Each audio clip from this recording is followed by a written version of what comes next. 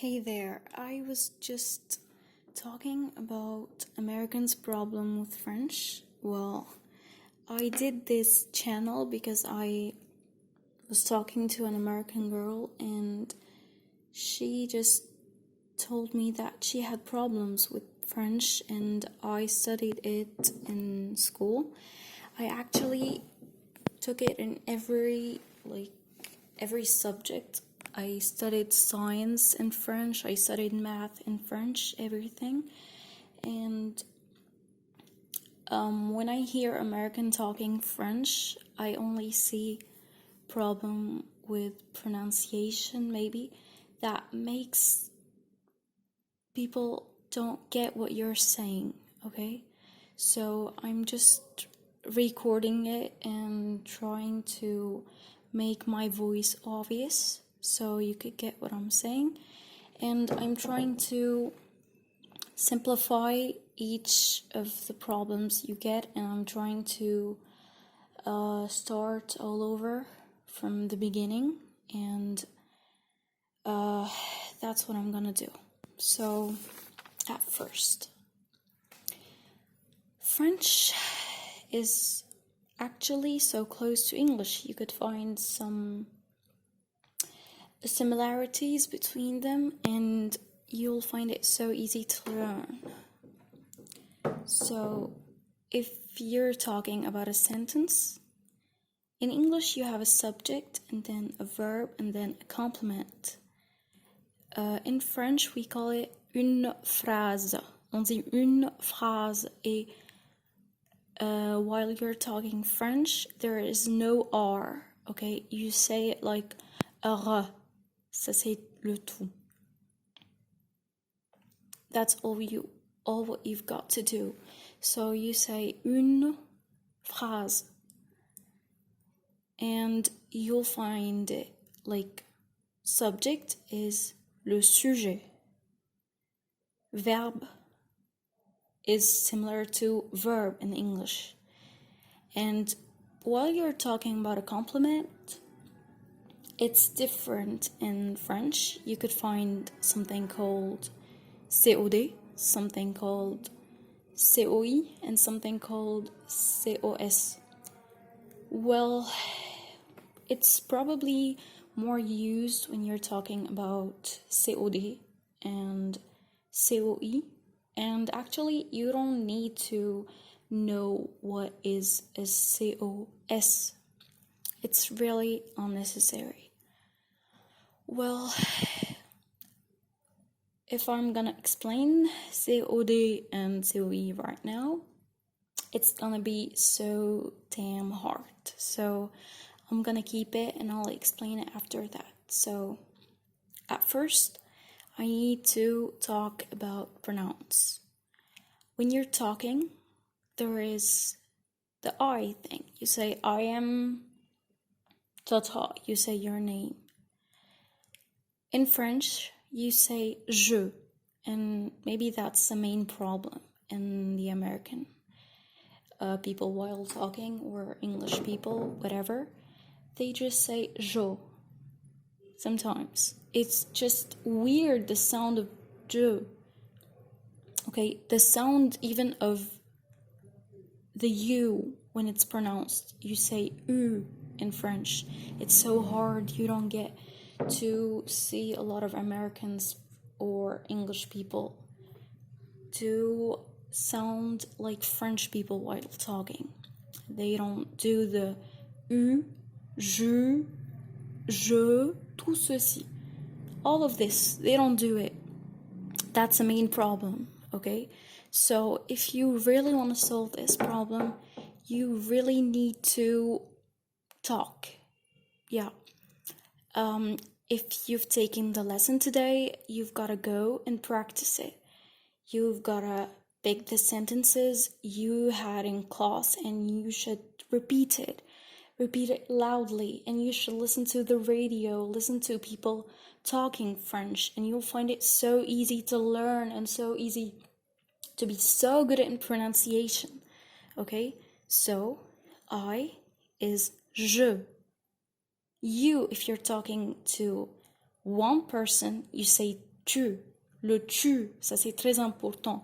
It's really important. So it's really similar in the sound. Important, important. So you say you if you're talking to a one person, you say tu, okay? But if it was a group, what would you say? If you're talking to a group, you say vous. Okay, there's a lot of people, so you say vous. If you are talking about a person that is not present, you say he. In French, you say il. Okay, il. Ça c'est très important. Elle, if you're talking about a girl that is not present, so you say she. Okay, so she is elle. What is on? It's actually an undefined one. What does that mean? Well, if you say on, that could be you and your friends, that could be you and your family. So we don't know. So you say en is something that is not preferred when you're talking because you're not emphasizing and you're not so clear when you're talking. You're not telling me a clear information. Okay, so it's really vague, that's en. But when you say nous, that means we, okay? When you say vous, that means you as a lot of people. You're talking to a lot of people. You say, you are bad children, okay? So when you say you, here you say vous, okay? So then you have il, okay? What is the difference between il, that is here with an S, and il, that is without an S? Okay, how could I differentiate between them? Well, actually, you get to differentiate between the two of them from the sentence. I mean, after that I finish all of this and that I get you to have a good vocabulary, I'm gonna go to grammar, and you'll find that if you're talking about il, that is without an S, you will find that the verb that is after it is, written in a certain way and is pronounced in a certain way, okay? Because you have corrected the verb, okay? So you say it right, and you'll find that the pronunciation of it is totally different than the other pronunciation of il with an S, okay? So il with an S is when you're talking and you're saying they, but if you're just talking about a masculine people, you're talking about a bunch of men or a bunch of men or a bunch of boys. But if you're talking about a bunch of women and a bunch of girls, you would say elle, okay, without pronouncing the S. You don't pronounce it in il or elle at all. Just like nous, just like vous, all of this, you don't pronounce it, okay? So, now if you just think, you can't form a sentence, okay? Unless you've got a vocabulary. So, I'm gonna tell you some sentences that are really important that all the people use in their normal life, okay? But you just have to get them right now like that, and you just gotta focus and learn them. And after that, I'm gonna explain each thing and you'll get to form a sentence easily, okay? After I'll tell you a vocabulary. Like in every lesson, I'll get a vocabulary about the zoo, about science, maybe about math. You'll get to have a lot of vocabulary on each branch, okay? You'll get to use French in your life so easily after these lessons. So before that, you need to know some sentences that are really important to know. So, quel est votre nom? What is votre? Okay, what is this? Well, it means your, okay? It's a possessive adjective in French, okay? So when you say quel est votre nom, I'm gonna say slowly. Quel est votre nom? Votre means your, but as if you are talking to a group that has one thing. What does that mean? And why did I say that a group has, one thing? Well, if you looked to nom, you'll find it without an S. So it's a singular noun here, okay? So that's the one thing. So this possessive adjective is for this thing that belongs to a group, that what you think it is. But actually, when you say quel est votre nom, that's a way of respecting the person in front of you. Okay? You're not just talking to a friend that you know, like you've known him since you were like a kid or something like that. No. This is a person that you don't know, or this is a person that is higher than you in any position, or someone that is older than you, like your teacher or any of these people. Even your, like, when you're at school and you don't know a person that is in front of you, but you know that he's in an older year than you, so you just fear him and you respect him. So when you ask him about his name, you say quel est votre nom? Even sometimes people use it when they're talking to a total stranger, even if they don't have this feeling of respect to this person, they just say it because they don't know this person, okay? So you say it when you don't know the person or you just respect him. That is the most easy way to say. But if you're like his friend or any of that, which is totally weird if you're asking this question, but let's say that you are the older one and you're getting acquainted to this little boy in front of you. So when you ask him about his name, okay, you'll say quel est ton nom? Ton, okay, is when you're talking to a person that is younger than you or that is in a lower position, okay? So let's see another thing. Okay, so that was the meaning. What is your name? The second sentence is really, really important. When you say comment vas-tu? Comment vas-tu? Comment vas-tu? You don't spell the S. You don't pronounce it, okay? You say comment vas-tu? That's when you're talking to a friend, okay? Or someone that is younger than you or at the same age. So you don't have this thing about respect, okay?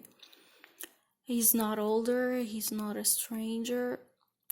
Okay, that is all what you've got. And if I'm just writing something and you find an S, then a 1, so you know that is someone. If I write an S, then TH, then it's something, okay, while I'm writing. But if you're talking to someone whom you respect, like someone older or a teacher, as I said before, you would say comment allez-vous? And you've got to say comment allez? You've got to take the T, okay, and the A. You've got to combine them together. You've got to say comment allez-vous? Comment allez-vous? Okay?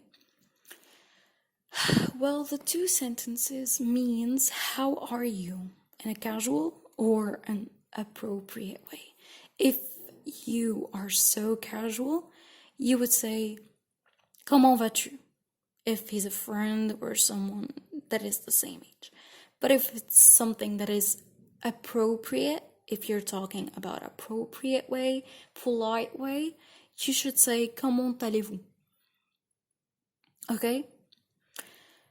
When you're answering to this question, you say je vais bien.